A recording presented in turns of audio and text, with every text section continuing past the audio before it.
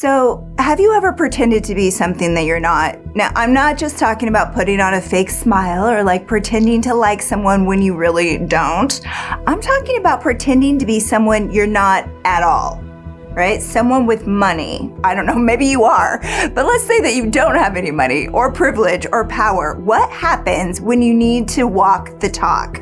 You need that cash, that nice car, but how far are you willing to go to keep up appearances?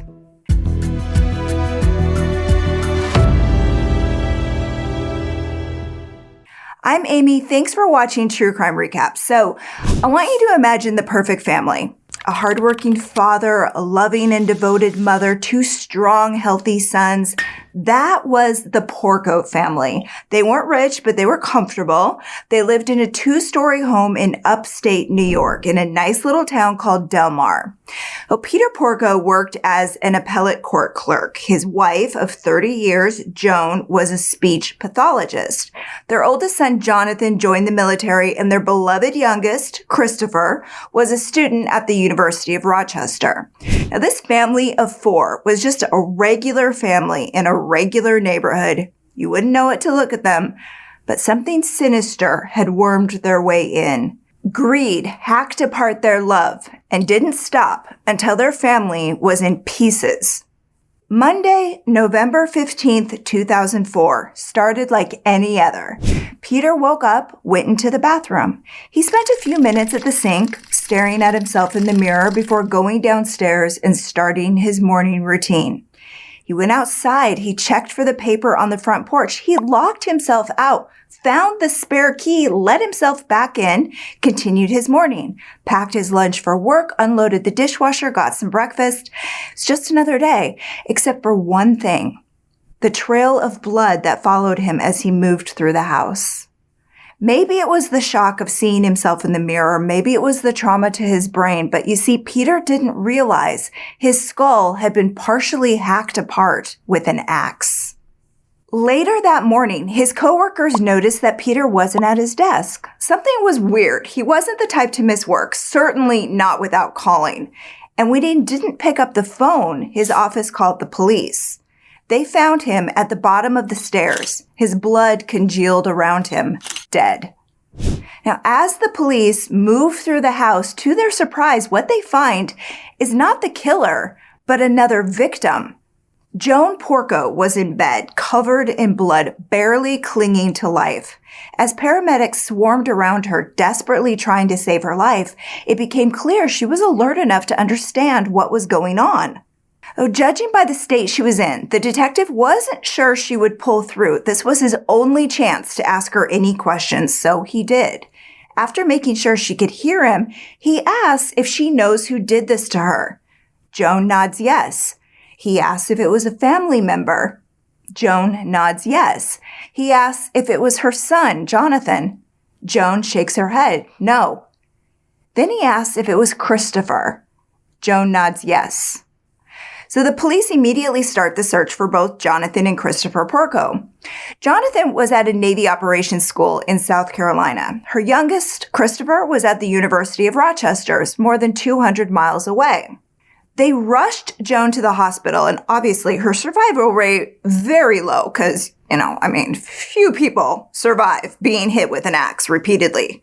So while she was going through surgery, the detectives moved through the house searching for clues. But wait. Right? Because this is what I was wondering. Why were they even bothering to look for clues? After all, didn't Joan just say she knew who tried to kill her? Yes, but the woman was half dead, literally not in her right mind. They needed more than just her word to close the case. And there was another twist to this family drama. Well, Peter Porco's uncle was Frank Porco. He's a bigwig in the Bonanno crime family in New York City. And what would a mafia guy be without a scary nickname? And they called him Frank the Fireman. But once upon a time, he had worked with the New York City Fire Department, but the whole thing was just a little too on the nose since Peter was killed with an axe, like firefighters use. So police were thinking maybe this was some kind of mob-related retaliation. Except it didn't look like much of a Goodfellas-style attack. For one thing, there was no forced entry, which puzzled the detectives. Why wouldn't there be any forced entry? If they let their killer in, then why were they in bed? Why was the alarm for the keypad smashed? So to figure out the answers to any of these questions, the detectives needed to speak with the Porco sons. A reporter was the first one to talk to Christopher while he was still in his dorm room. She called looking to speak with his roommate about the family, but Christopher answered the phone instead. And when the police ultimately told him that his mother was alive, but, barely, Christopher rushed to the hospital. So was he worried about her? Of course, but why? Was he worried she would pull through? Or was he praying for her recovery? The youth pastor from their church came to the hospital so he could sit with Christopher. Now, whatever the outcome, he didn't want him to be alone. But when he got there, he noticed something strange. Now, we all process grief in our own way, but when you're sitting in a waiting room in a hospital waiting to hear the fate of a loved one, you're gonna expect there to be some sort of nervous energy in the room, like an anxiousness so heavy it's palpable. But as the pastor sat with Christopher, he noticed nothing. No signs of grief that you'd expect someone to have after learning that their father was dead and their mother was fighting for her life. And maybe there was a good reason for that. Maybe Christopher had processed his feelings hours earlier while he was smashing their heads in with the axe. Now, by the time Joan was out of surgery, he was the prime suspect in his father's murder. But how did he do it? Detectives needed to piece it together before they could charge him. So based on the evidence, while mostly circumstantial, detectives believed that Christopher left his campus, drove to his parents' home, beat them with an axe, then drove back to school. First, they had to check his alibi. They interviewed his fraternity brothers.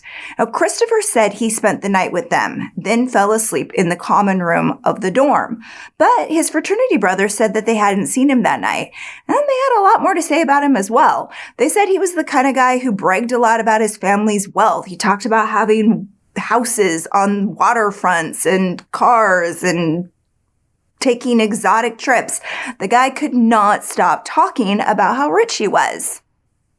Except he wasn't that rich at all. But they didn't know that yet. Now, all of this alone wasn't enough to put him at the crime scene or to make him guilty of anything except for being a compulsive liar. So detectives had to keep looking. And then they found the smoking gun. Well, not really a gun, more like a bright yellow Jeep. Campus security cameras showed his bright yellow Jeep driving through campus. The Jeep was picked up again by an off-campus medical center. Now, imagine the look of surprise on the detectives' faces when they saw the Jeep leaving campus, especially after Christopher had told them he never left the campus. With the security video in hand, detectives started to piece together what happened, and here's what they came up with. At 10:30, Christopher's Jeep was seen leaving campus. At 10:36, a security camera on an off-campus medical center caught the Jeep moving away from the campus. At 10:45, a New York State Thruway toll collector said he may have seen a young man driving a yellow Jeep like a bat out of hell through the toll booth. At 1:51, a female toll collector thought she saw a yellow Jeep driven by a young white male also speeding in her lane. The Porco family home was just 9 miles away from that toll booth. At 2:14, the home alarm was turned off using the master code. Now, very few people had this code, so whoever put it in had to be close to the family. The fireman axe was kept in the garage. Detectives believed that Christopher found the axe, went up to his parents' bedroom, and attacked. According to the phone company, the phone line was cut at 4:54 a.m. Now, investigators believe he did this to stage a burglary before leaving the house. Now, Christopher entered the Thruway around 5:12 a.m. heading towards Rochester. His Jeep was caught on camera again around 8:30 heading towards the campus. But the evidence isn't really concrete. How many bright yellow Jeeps were roaming around New York and Rochester during this time? Probably more than one. Could have been a coincidence. That is until you take into account the decals. The Jeep in the videos had the same decals as Christopher's Jeep, and they also shared the same mud stain in the same spot. So what are the odds of that? And then there was a witness of sorts. A neighbor said he saw that eye-catching Jeep in the driveway around 4 a.m. when he was on his way to work. Christopher was indicted and arrested almost a year to the day of the murder, November 2006. But why would he do something so heinous to the people that loved him? So the relationship dynamic between fathers and sons can be riddled with problems and power struggles. And Christopher's relationship with his father was no different. More information about their relationship and Christopher's propensity for lying came to light during the trial.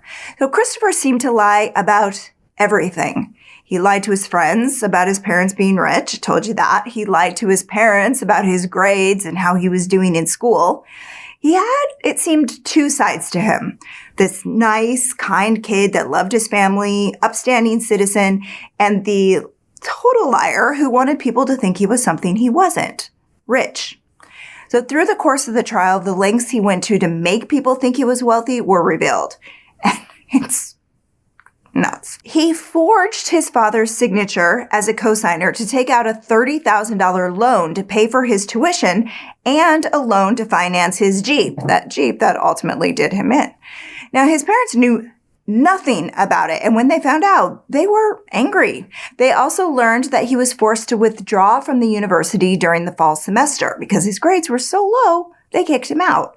When he was allowed to return to school, he forged his father's signature again to get a loan so he could pay for expenses.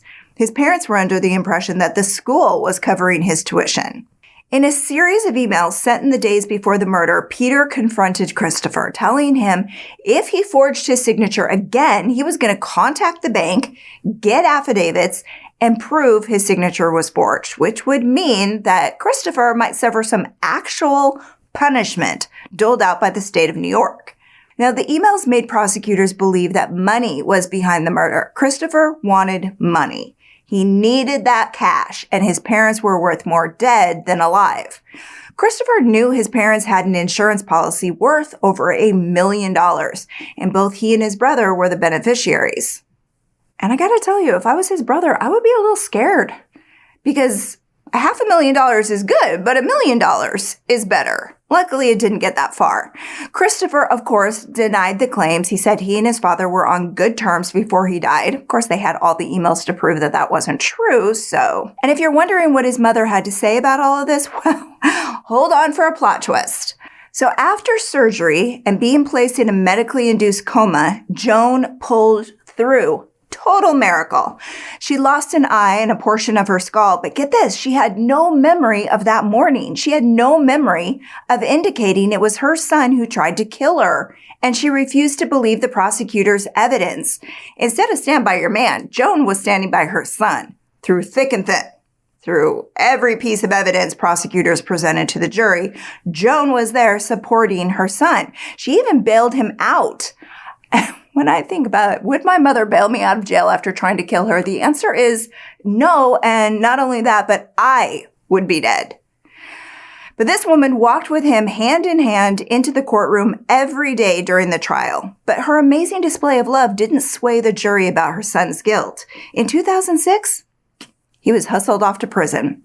Now, quick side note, if you're a fan of the Lifetime channel, like Lifetime movies specifically, you may have seen or heard of the movie Romeo Killer, which tells the story of the Peter Porco murder. Well, Christopher tried to stop the movie from being aired, but, he failed, which I swear to God, it only makes me want to watch this more. So that is what I'm going to be doing tonight. That is your recap, and thank you so much for watching. If you like getting all the crime in half the time, stay right here because more recaps are coming up right now. I'm going to see you soon.